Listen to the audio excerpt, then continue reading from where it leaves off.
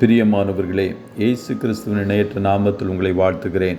இந்த மன்னாச்சுடைய இன்று டெய்லி பாட்காஸ்டை கேட்கிற உங்கள் ஒவ்வொருவரையும் கர்த்தர் ஆசீர்வதிப்பாராக.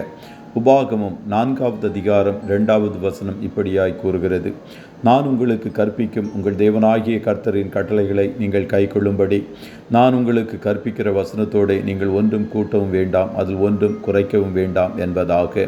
வசனத்தை கூட்டவும் குறைக்கவும் வேண்டாம். You shall not add or take from the word of God என்ற தலைப்பின் கீழ் இன்றைய மன்னாவை தியானிக்கப் போகிறோம். வேத வசனங்கள் ஒவ்வொன்றும் கர்த்தருடைய ஆவியானவரால் கொடுக்கப்பட்டது. அவற்றை ஒருபோதும் கூட்டவும் குறைக்கவும் திருத்தியும் கர்த்தருடைய ஜனங்கள் போதிக்கவும் படிக்கவும் கூடாது. கிறிஸ்தவர்களாகிய சிலர் தங்களுக்கு தானே சில உபதேசங்களை வைத்துக்கொண்டு வேதத்திற்கு ஒவ்வாத காரியங்களை பின்பற்றும்படியாக வற்புறுத்தப்படுகிறார்கள்.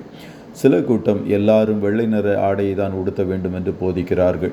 சில கூட்டம் முகத்தில் இருக்கும் மீசை ஆண்கள் எடுக்க வேண்டும் என்று போதிக்கிறார்கள். சில கூட்டம் ஊழியர்கள் தாங்களே வேலை செய்து ஆதரித்து கொள்ளக்கூடாது என்று போதிக்கிறார்கள்.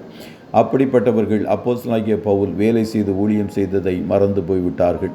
சில கூட்டம் பரிசுத்தமான ஜீவியம் செய்வதற்கு திருமணம் செய்யக்கூடாது என்று போதிக்கிறார்கள். ஆனால் பவுல், பர்னபா தவிர மற்ற அப்போஸ்தலர்கள் திருமணம் செய்து கொண்டார்கள் என்ற வேத வசனத்தை விட்டுவிட்டார்கள்.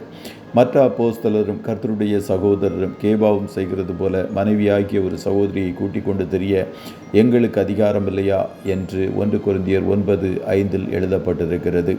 சில கூட்டம் ஆராதனையில் தரையில்தான் எல்லாரும் உட்கார வேண்டும் என்று போதிக்கிறார்கள்.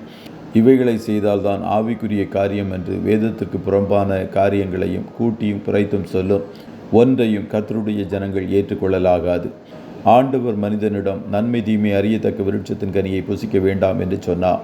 ஆனால் ஏவாள் அதை கூட்டி சாத்தானிடம் புசிக்கவும் தொடவும் வேண்டாம் என்று கர்த்தர் சொன்னதாக சொன்னாள். ஆண்டவர் அவர்களிடம் புசிக்க வேண்டாம் என்று சொன்னார். ஆனால் ஏவாள் வார்த்தையை கூட்டி புசிக்கவும் தொடவும் வேண்டாம் என்று கர்த்தர் சொன்னதாக சொன்னாள் என்று ஆதியாகமம் 2வது அதிகாரம் 16-17வது வசனத்திலும் 3வது அதிகாரம் 2-3 வசனங்களிலும் எழுதப்பட்டிருக்கிறது. வானமும் பூமியும் ஒளிந்து போனாலும் தேவனுடைய வார்த்தையோ ஒளிந்து போவதில்லை என்று வசனம் சொல்லுகிறது. ஆகையால் வார்த்தையை திருத்தியோ கூட்டியோ குறைத்தோ உபதேசிப்பவர்களுக்கு எச்சரிக்கையாயிருங்கள்.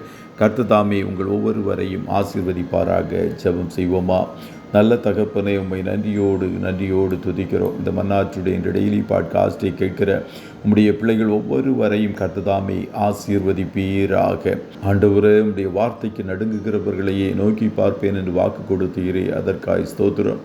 உம்முடைய வார்த்தையோடு கூட ஒன்றையும் நாங்கள் கூட்டியோ குறைத்தோ ஒன்றும் சொல்லிவிடாதபடிக்கு எழுதப்பட்ட வார்த்தைகள் எங்களுக்கும் எங்கள் பிள்ளைகளுக்கும் போதுமானது என்ற ஒரு உணர்வோடு கூட நாங்கள் அதை வாசித்து தியானித்து வாழ கர்த்தர் தாமே கிருபை தருவீராக.